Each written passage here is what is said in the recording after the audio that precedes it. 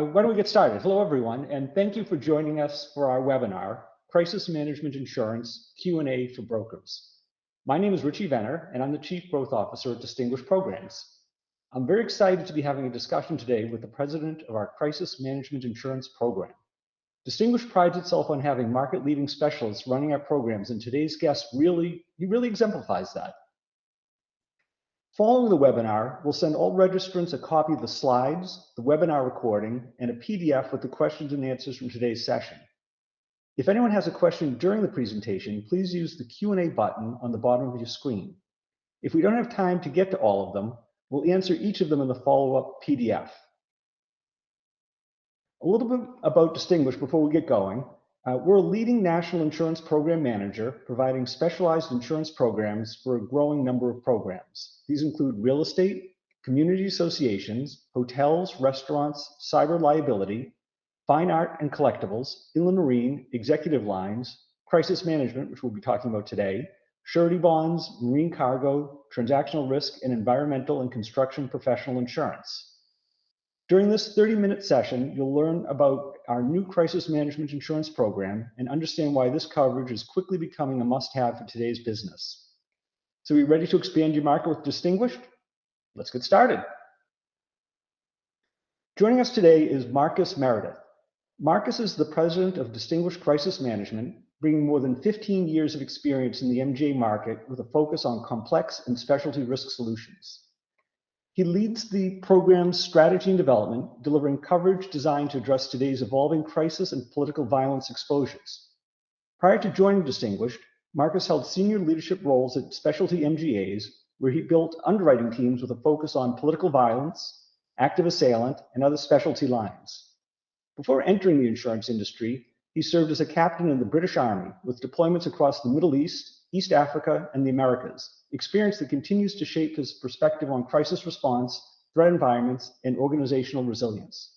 Marcus holds a BA in economics, business, and management. So let's jump right in. Marcus, why don't we start with you just giving us a little bit about your background and how you ended up specializing in this field? Yeah, I'm more than happy to. Good afternoon, Richie, and thank you very much for having me today. And a big thank you to everyone who's taken the time out of your busy schedules to dial in. I've got a slightly unusual background in the way I came into insurance, as you've already mentioned, having been in the military before.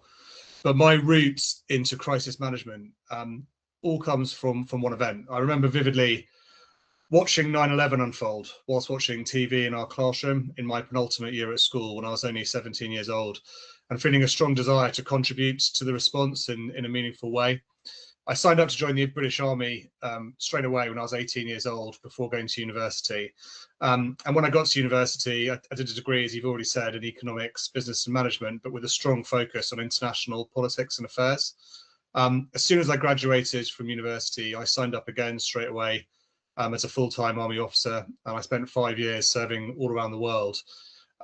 Whilst I was there, I served in a light infantry regiment. I deployed with ISAF to Afghanistan, alongside US and coalition forces, including counter-IED teams in high-threat environments. It was a formative experience for me that included close collaboration and training with the US Army and Marines.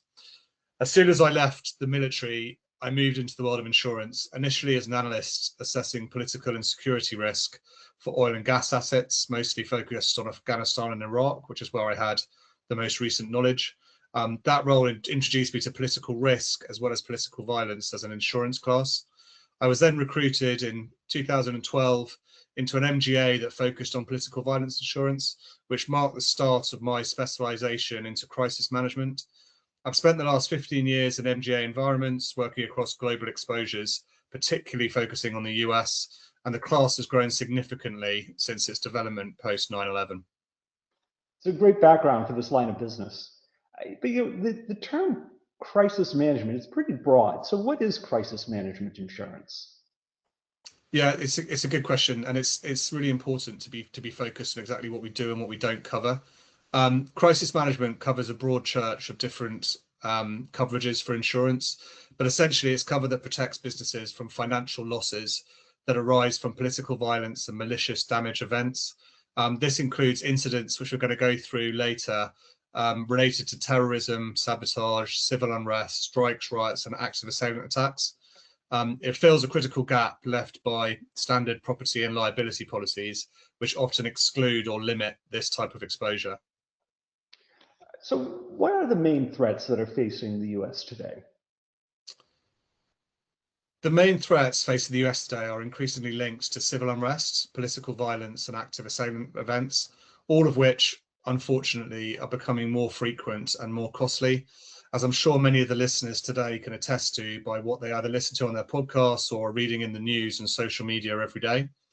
For example, strikes, riots, and civil commotion, SRCC losses, have totaled around 10 billion in insurable loss over the last decade globally, compared to roughly 1 billion from sabotage and terrorism losses in the same period.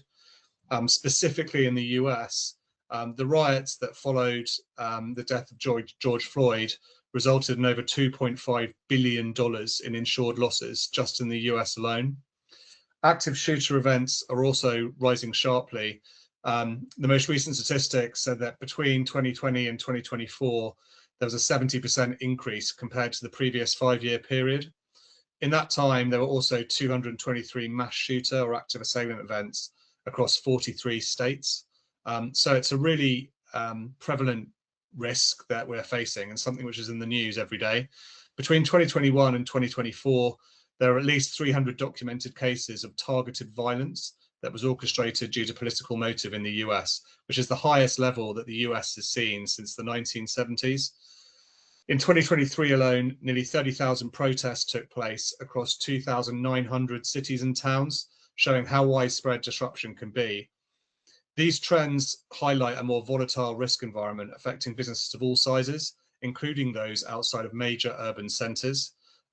Gun violence continues to be a huge issue. There were 15 million guns that were sold in the US in 2025, and unfortunately 40,000 deaths as a consequence of gun violence. The really galling statistic as part of that is of those 40,000 deaths, 10% of those were children. So 4,000 children died as a consequence of an active shooter event in the US last year.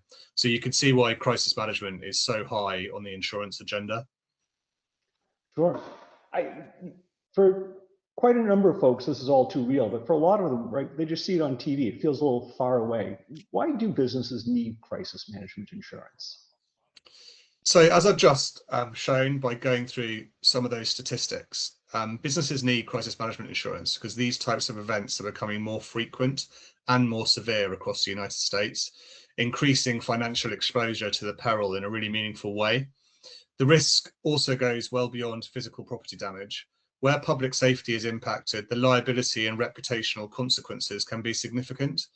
The coverage that we offer helps protect against operational disruption, supporting businesses' continuity when incidents interrupt day-to-day activity.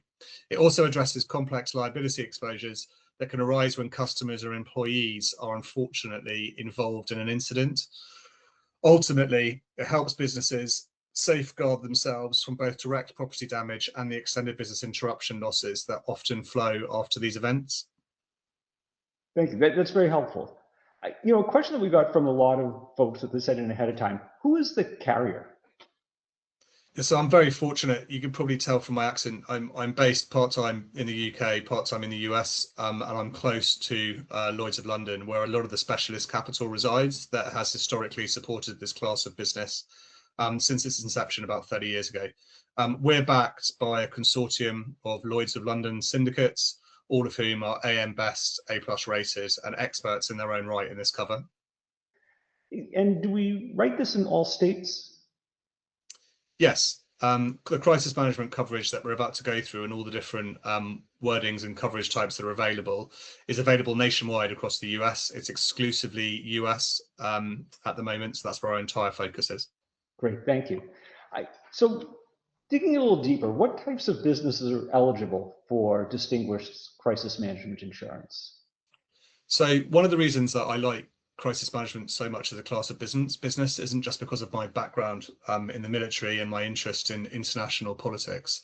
It's because almost any business is eligible for this cover. So it doesn't matter who you are, what you own, or where you are, that there is always going to be someone who is a customer for this coverage. And it goes really nicely onto the back of existing property or liability covers.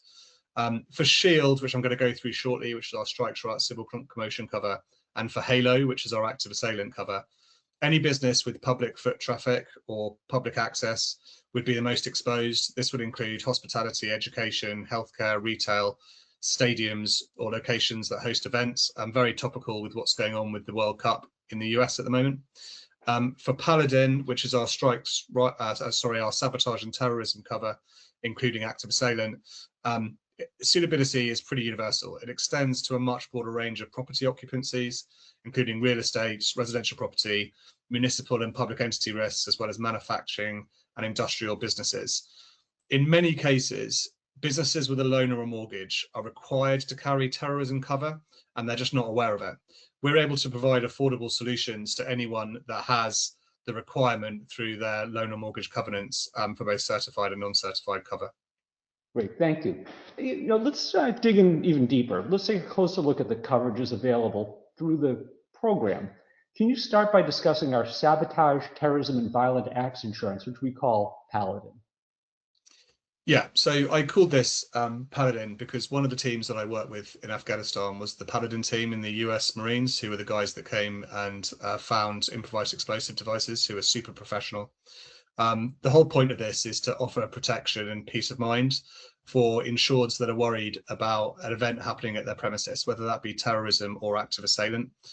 It's written deliberately to counter the emerging threat. So what we've seen over the last 30 years is the threat has moved from being large spectaculars involving explosives through to much less sophisticated events where you have lone wolf self-radicalized people who may have just got radicalized from looking at their computer screen during COVID, or may have been groomed online. So it's a really broad insuring clause. But to give you some more detail, it's designed to help businesses recover from losses resulting from sabotage, terrorism, and other violent acts. We can offer a limit up to 150 million per location at the moment. That will increase in the coming years. And it includes a broad definition of sabotage and terrorism, extending, as I say, to coverage for active assailant and for deadly weapons cover as well.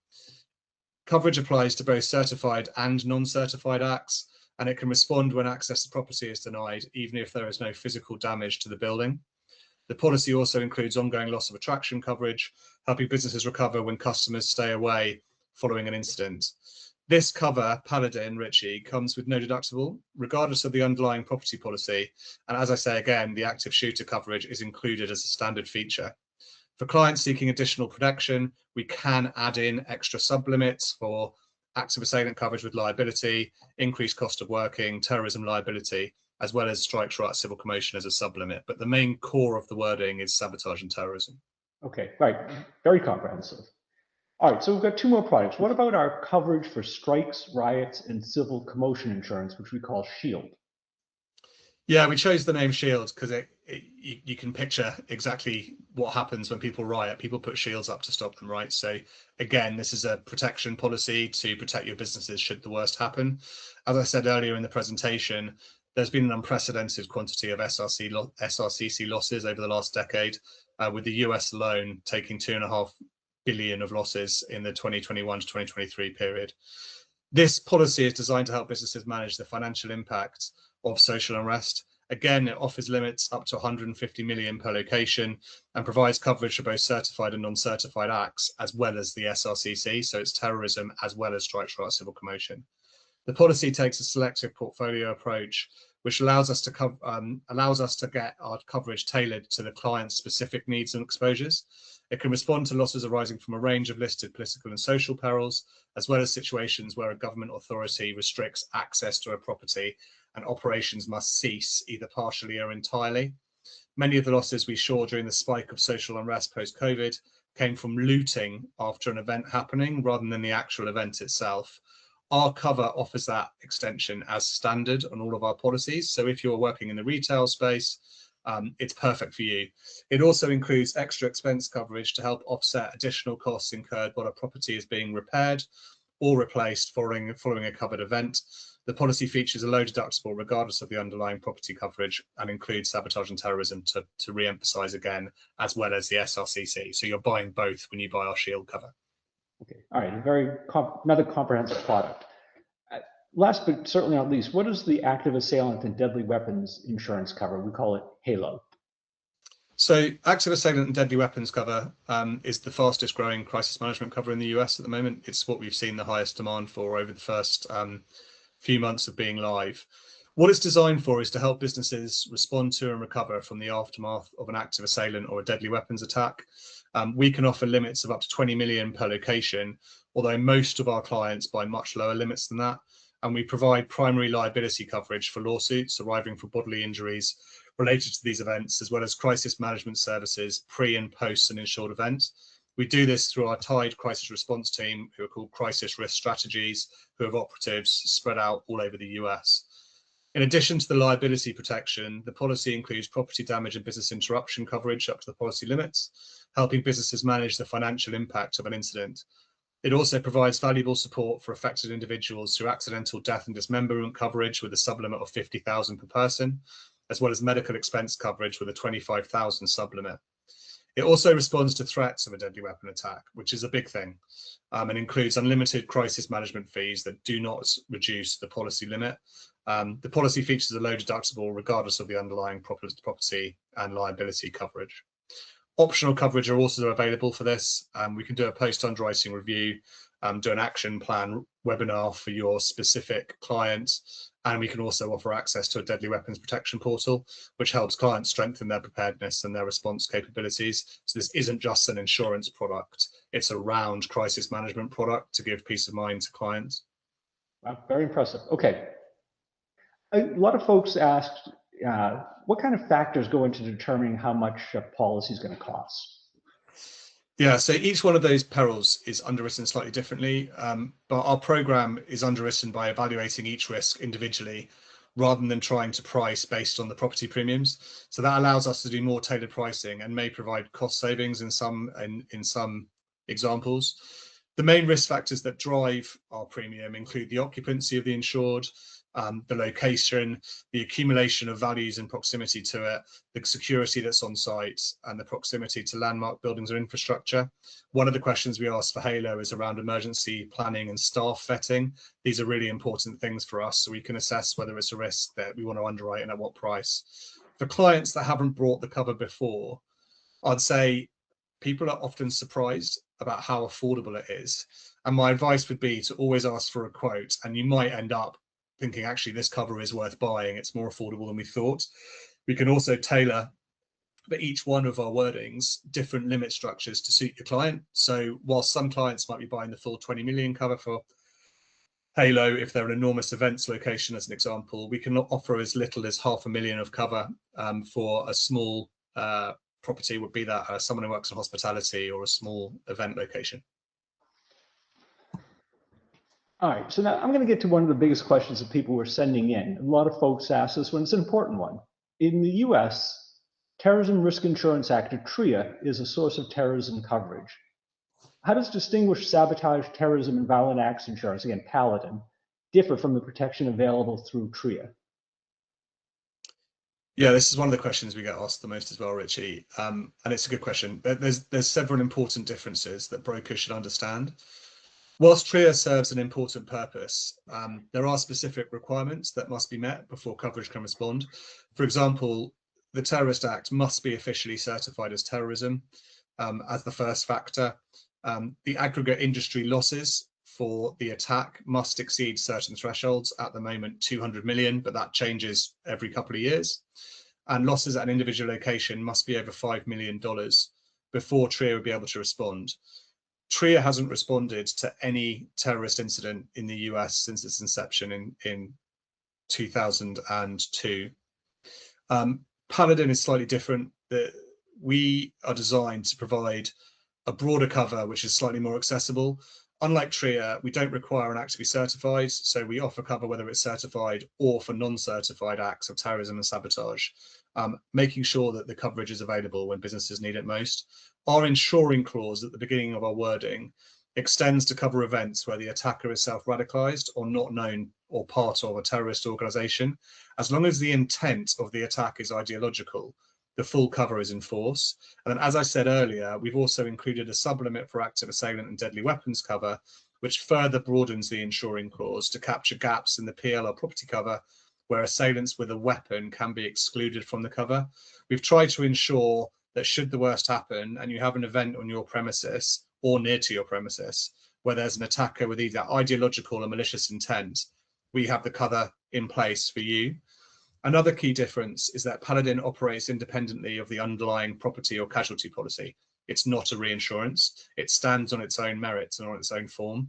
It has its own coverage structure, deductibles and attachment points, allowing protection to be tailored specifically to terrorism, sabotage and violent act exposures. Additionally, on Paladin, we have no deductible and no minimum loss threshold must be met before coverage can respond. So overall, obviously a biased view, but it is a broader and more flexible solution than just relying on TRIA for your clients.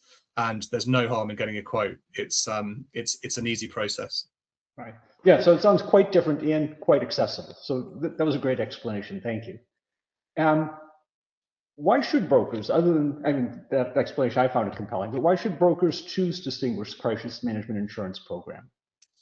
So our crisis management insurance program combines specialist expertise with flexible coverage options, as I've already mentioned. We've got really strong, long-standing carrier backing, which helps brokers address the growing range of risks and gaps that are appearing in insurance between the property and the liability cover and what we offer. We are backed by Lloyd's, which is an AM Best A-rated carrier. We offer high capacity limits on a per location as a one-stop shop, and access to specialists like myself and the rest of my team with a combined over 20 years of MGA experience. For the Paladin coverage, brokers benefit from no deductible regardless of the underlying property policy. We offer flexibility in selecting limits and insured assets, and broker can take advantage of our Broker Connect portal, which allows them to submit, quote and bind Paladin coverage online 24/7. It's 7 questions. It's really straightforward. Log in there, get a quote. It takes a couple of minutes, all the way up to 150 million of cover. So let's put an exclamation point on that last part. How does a broker go about submitting business? Yeah, so to re-emphasize, log in, connect to our Broker Connect portal. It's great. It's really easy to use. If for whatever reason a risk falls out of the parameters for that portal, which means it's got over 10 locations, or you want a specialist structure to it, please get in contact with us directly. You can email one of our underwriters. We've got underwriters based in the US and underwriters based in the UK. We're going to give you the contacts on the next slide. For anything broader than Paladin, so for strike, shroud, civil commotion, and for deadly weapons cover, you'll have to send through the risk details to crisismanagement@distinguished.com. We've got proposal forms you can download for our Halo cover, and then for the other coverages, just a standard accord form or a property submission or a liability submission will be enough for us to quote. And if someone wants to ask questions, who should they contact? How do they do it? So please get in touch with one of the team. If you've got any additional questions, you can contact Catherine, Bryce, or I, and we're available to help you with coverage questions, submissions, and program details. And we're more than happy to meet with your partners if you want us to do presentations to your office. That's something we're more than happy to do. You'll find our contact information on this slide deck and also on our website. You'll also find a lot of downloadable contacts on the website, content on the website, which you can download to go through some of the coverage examples that I've talked about and to look through our wordings. So please don't hesitate to get in contact with us directly. Okay. All right. So we still have some time remaining. We had some frequently submitted questions beforehand. I think they're pretty brief, and then we're getting quite a few in the Q&A. And just a reminder, if we don't get to them on this call, we'll still answer all the questions, and everyone on the call will get the answers to those questions. We'll put them in a PDF, and so anything that you see showing up in the question section here, we'll get a written answer. So the first one is, can these policies, Paladin, Shield, and Halo, be purchased together? Yeah, definitely. We've designed them deliberately so that people are able to buy all 3. So you can buy a Paladin policy with the sublimits for SRCC and Halo. I'd say the products all complement each other. What we tend to find is that people buy the higher limits for sabotage and terrorism, and then they might buy a smaller limit for strike, shroud, civil commotion, and then an even smaller limit for Halo. There is a cost structure to that. It goes from most affordable to most expensive. The most affordable coverage is a sabotage and terrorism with active assailant, because of the liability and the crisis response element costing slightly more. Great, thank you. And do you offer coverage for businesses with multiple locations? Yeah, one of the nice things we can do is the selective portfolio approach.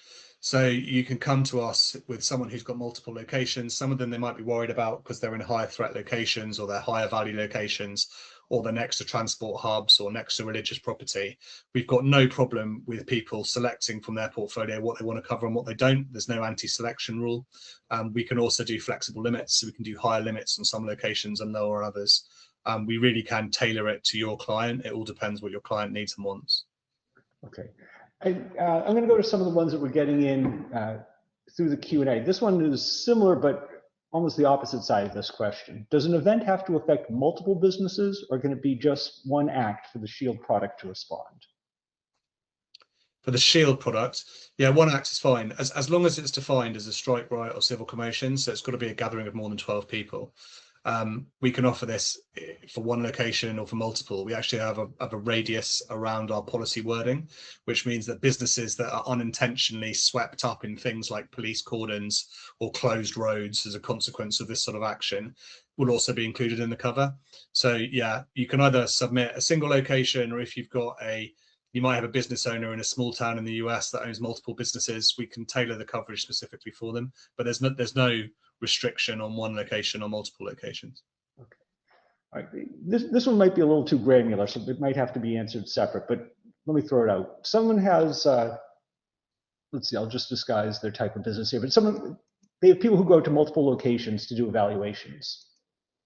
Are their vehicles, tools, people covered at the customer work sites with any of these policies? Yeah. Good question. I'll have to understand more about exactly what the business does, but I mean, a similar thing would be a contractor's policy, where we might offer cover for a contractor who is visiting multiple sites. We're able to offer floating cover for that contractor across the US. So the answer is yes, we can offer it, but it will have to be tailored specifically for the client, and I need to know more details about the occupancy of where they were visiting. If the occupancy that they're visiting is a higher threat occupancy because it's a government, military, or religious property, then we're going to be at a higher rate than we would be if they were visiting just residential property. Okay, great. It looks like we're pretty close to being up against the time limit. We have a couple more in the Q&A, but like I said, we'll make sure that we get to all of those following this in the PDF. So all questions asked will get answered. And we'll send out to all registrants a copy of the slides, the webinar recording, and like I said, a PDF with all the questions and answers for today's session, including the ones submitted in the chat. And of course, you should feel free to reach out directly to Marcus. He loves talking about this stuff and is an excellent source. If you enjoyed today's webinar and want to stay up to date on the latest events by following us on social media, please do. We post about insurance market insights and industry news, and you'll learn about our latest free webinars, ebooks, and case studies. So I'd like to thank everyone who joined us for today's webinar, and our panelist, Marcus Meredith, for sharing his valuable expertise. Thank you, Marcus. Thank you very much.